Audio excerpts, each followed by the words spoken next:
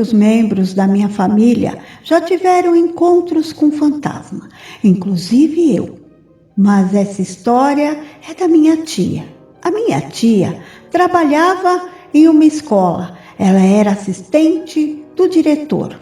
Um dos seus deveres era cuidar dos arquivos de presença dos alunos. Cada dia, a chamada era feita na segunda aula do dia. Era uma escola bem pequena e ela praticamente conhecia todos os alunos pelo nome. Havia 2 irmãos. Eu vou chamar eles de José e João. Não é o nome deles que frequentavam a escola. José era o mais velho e João era 2 anos mais novo. Um dia, a minha tia estava olhando as folhas de chamada que ela tinha pegado com os professores. Ela viu que os 2 irmãos tinham faltado à aula. Ela estava anotando o nome de todos os alunos que tinham faltado e levantou para pegar algo no outro lado da sala dela. Quando, de repente, ela virou e ela viu o João em pé, a apenas alguns metros de onde ela estava. E ele estava olhando fixamente para ela. Ela se assustou quando viu ele e perguntou o que ele estava fazendo ali, já que os professores tinham marcado que ele tinha faltado. Ele apenas encolheu os ombros e não falou nada. Ficou calado. Um pouco irritada, ela falou que era bom ele ir correndo para sua sala de aula. Enquanto ele saía, a minha tia se virou para pegar o que ela tinha ido pegar e voltou para a mesa dela. Alguns minutos depois, ela estava pensando. Alguma coisa naquele encontro não estava certo. Tinha algo a incomodando. Ela não tinha ouvido a porta abrir ou fechar quando João entrou na sala. A porta da sala dela era grande e barulhenta e sempre dava para ouvir quando ela era aberta ou fechada. Antes de ver o João, ela não ouviu a porta abrir e nem ouviu de novo quando ela se fechou. Mas ela percebeu que havia algo errado e muito estranho, mas ela não conseguia distinguir o que era.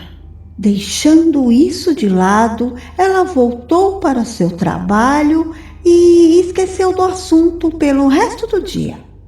No dia seguinte, os professores marcaram os 2 garotos com falta de novo. Durante a pausa para o café, a minha tia se sentou com alguns dos professores e ficou surpresa ao ouvir eles falarem em um dos alunos que tinha morrido.